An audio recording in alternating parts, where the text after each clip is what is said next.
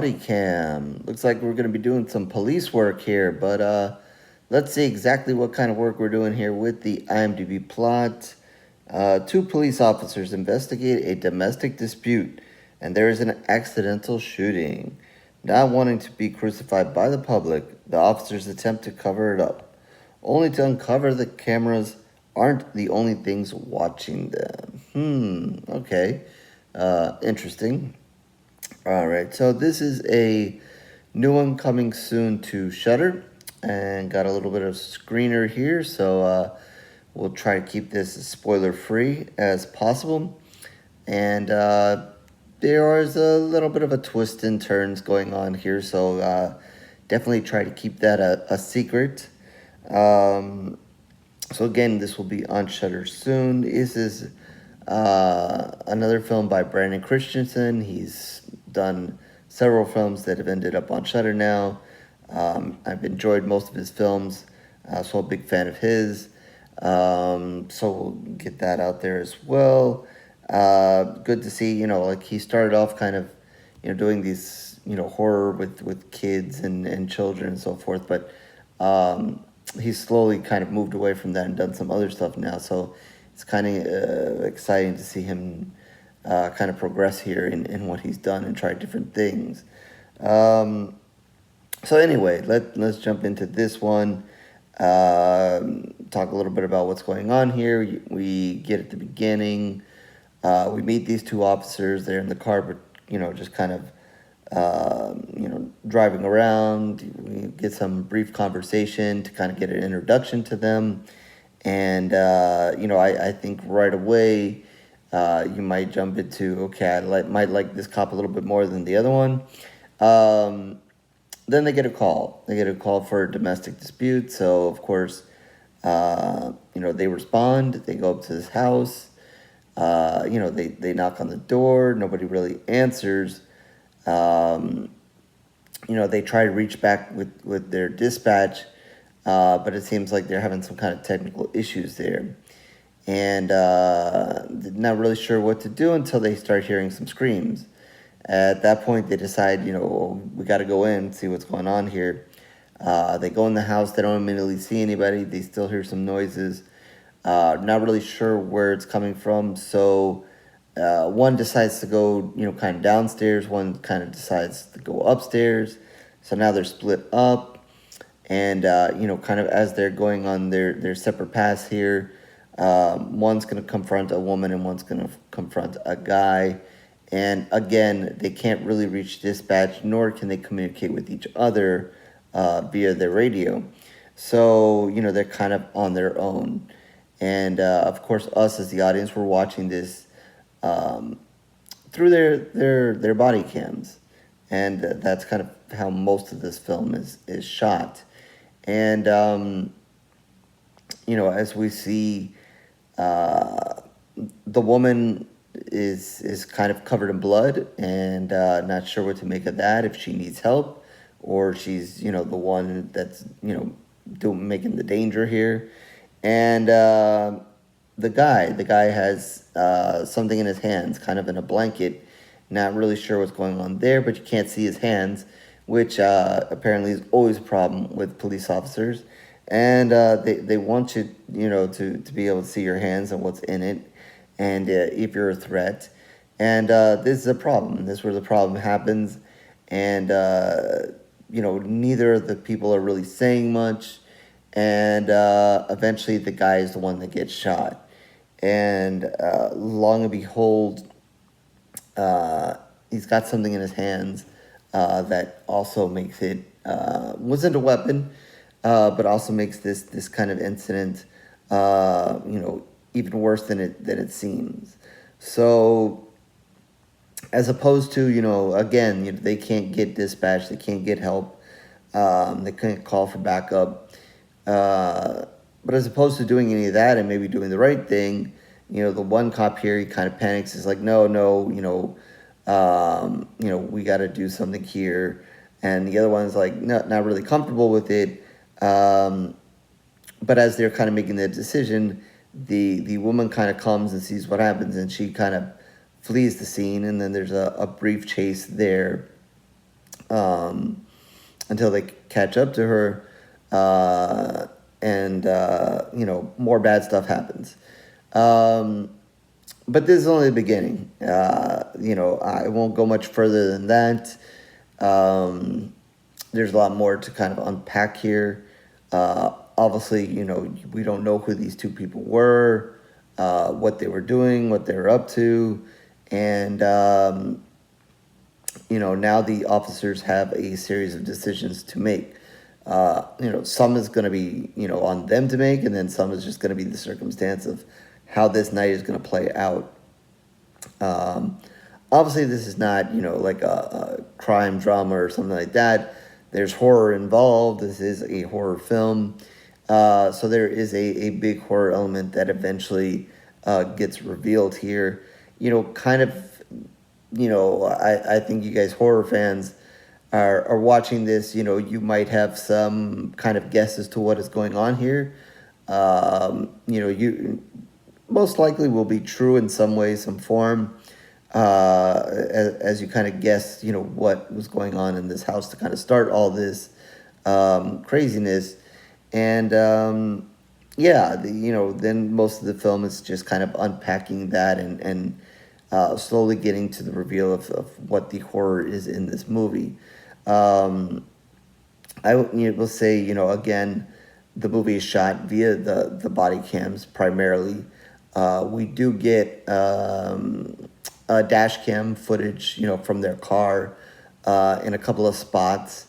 And, I'm not going to say that I was paying, I was paying attention to the movie, obviously, but, as a viewpoint of making sure that the film was 100% shot, via either one of these body cams or the car. That's something sometimes in the found footage movies, I track wisely, because I think sometimes some of them take liberties, and every once in a while it's supposed to be found footage and you're supposed to be seeing it through a camera or something like that, they take a liberty here or there and maybe squeeze in a shot or two, where it's not, where it's just filmed regularly or from a different angle because of whatever reason. But I think this one seemed to stay, pretty solid with it. Again, I think, sometimes with the car advantage was a convenience. Important in later on in maybe a scene or two. But I think, they did a pretty good job with that. We've seen also, I think, as horror fans, a couple of these movies now that, this is maybe a different way to do kind of found footage, even though this, through the body cam, as opposed to, someone running around with the camera, bobbing all around and that kind of thing. And for the most part, I think I've liked this and the use of it in some of the movies that we've seen, kind of this certain angle and, viewpoint, especially, early on when they go in that house and they're not really sure what's going on. There's some decent tension with that. The house is dark. Obviously, they're just using kind of like a flashlight or so. So, on the guy and the woman there once they come upon them. So, there's the tension. Obviously, you have their guns drawn. They're not sure what's going on here. But then with the body cam and watching them and obviously seeing the woman with the blood, there's a real good tension that's built there. And, some mystery is they don't know what's going on. You don't know what's going on. And, you know what's happening there. So, I think, they made very good use of that, especially early on. As the film goes on, I think, it also becomes a little bit of an issue as to, you being able to hold that level of suspense and tension and do that several times, from the same viewpoint kind of. Later on, there's a scene, kind of similar in a dark circumstance like that. You're not really sure what's going on and so forth. Trying to draw the tension again.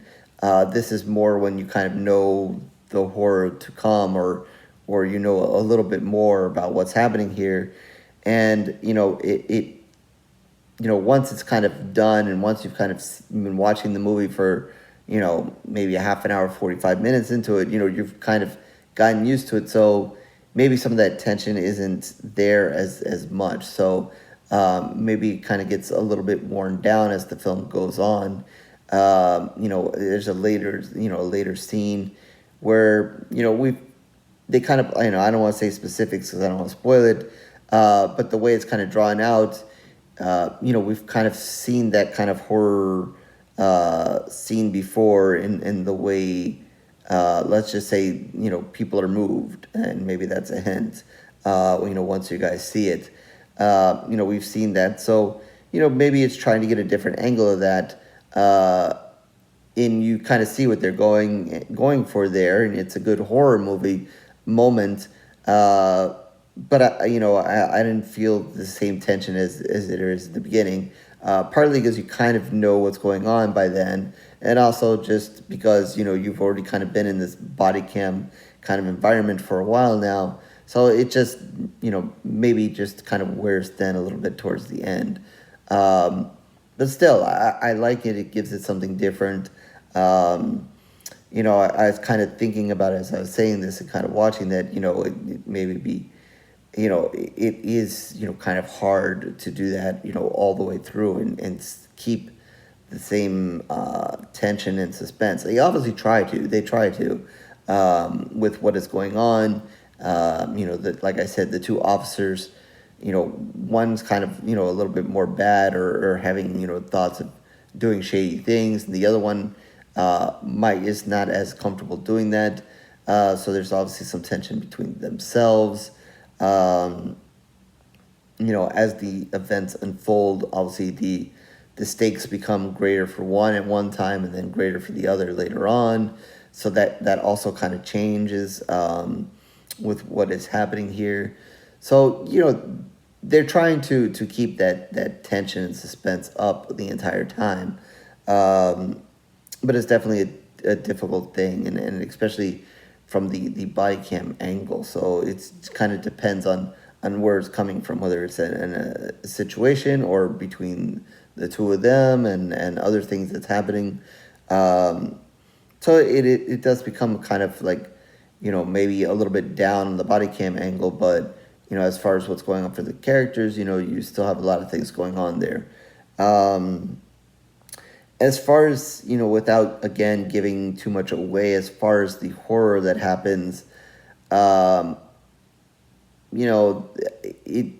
they try to make it kind of scary, but I really wasn't going for it. It was, I don't know, like, it just seemed to, with the body cam, it kind of caters to keeping, the film kind of in reality. Obviously, once you know what the horror is, and obviously once the film kind of dives into the true horror of the moment, that's where you kind of escape reality a bit there. And, I thought maybe it escaped it too much. I wasn't totally buying into, what they eventually showed us. A decent attempt to, bring something of horror there. But, I guess I wasn't overly buying it by that time. I, may have preferred them maybe to do a different direction or two. Maybe that's because, once kind of events kind of unfolded, I kind of had some thoughts in my head about what is happening. Like I said, you guys would probably have the same. And I guess, maybe once it's revealed and it's not totally that, it's kind of like, maybe there's a little bit of disappointment there, maybe just for self, and not, totally, thinking that was what was coming. But yeah, I can't say I was totally impressed with what eventually is shown, and the way it kind of concluded. But I would say, for the most part, I was okay with most of the film. Again, it was hard to maybe keep up that same suspense that you built at the beginning in that first opening scene, especially, with the body cam and whatever. even though they tried. There's and I thought, maybe the scene, there's a scene later on where they're driving in the car, and again, trying to be, very vague here. There's a repetitive thing that's happening. I thought that was a little weird. I see where they were going with it, and what is happening here, but that was also a little weird. Again, trying to drive a little suspense and craziness here. But I don't know, that was a little weird as well. And again, I do credit, because they in that kind of moment, they kind of moved the body camera, so it does give you a different angle, and it kind of fits the scene because you're driving at that time. So again, without, completely, just like, okay, well, we're just going to give a random different camera angle here and hope the audience doesn't know. They wanted a certain camera shot there, and they kind of maneuvered in a way to get it in that scene. But definitely, if you're waiting for the horror in the movie, there's going to be horror. There's going to be horror to come at its end. I'm not going to say, the movie's, big on the jump scares here. It's not really that. It's, the suspense, the tension, definitely some creepiness towards the end, maybe some mystery, because you don't really know what's going to happen until, much later in the film. The film isn't that long either. It is an hour and 15 minutes, which is good. I think it's good, because sometimes with the found footage or whatever, the longer it goes on, it can wear on some people. I think, because it was body camera or whatever, the camera seemed to be a little bit more still and so forth. So it wasn't like the typical, someone has it in their hands and the camera is just going all over the place all the time, or whenever something happens. It's kind of a more of a steady angle and so forth, even in the higher, like when big things are happening or whatever. So it's not as bad. But, I thought, when I saw, I think I actually saw that it was an hour and 15 before it started. And I was like, kind of, I was like, is that a good thing or a bad thing? But I think it worked out. I don't think the film needed to go on too much longer. And I think they got in what they wanted, hopefully. So with all that said and done, I think I'm going to go with 3 Pools of Blood here. I liked it. I liked what they did. I liked, the choice of the camera angle and so forth. Definitely, again, early on with the tension and suspense in that scene was very good. Again, it kind of maybe wears down a little bit towards the end, and, wasn't totally sold on what was given to us toward the end. But still, I think they did a good job overall, and I enjoyed it. And, like I said, I like Brandon's work, so I might be a little biased here. So, that might have earned him some credit points there, giving it 3 Pools of Blood. But yeah, so again, this one will be on Shudder soon, so I hope you guys watch it and enjoy it.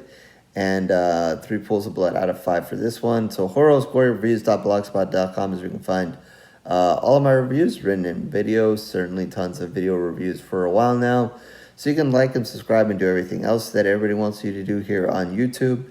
If not, no worries. It's okay. I thank you for your time regardless. Twitter, Facebook information down below as well. Talk about this movie once you see it, if you want, or other horror, something you want me to review, just reach out and talk. That's fine. And definitely in the comment section, once you guys catch the film, feel free to throw in your thoughts. And with that, I'll catch you on the next review, horror fans.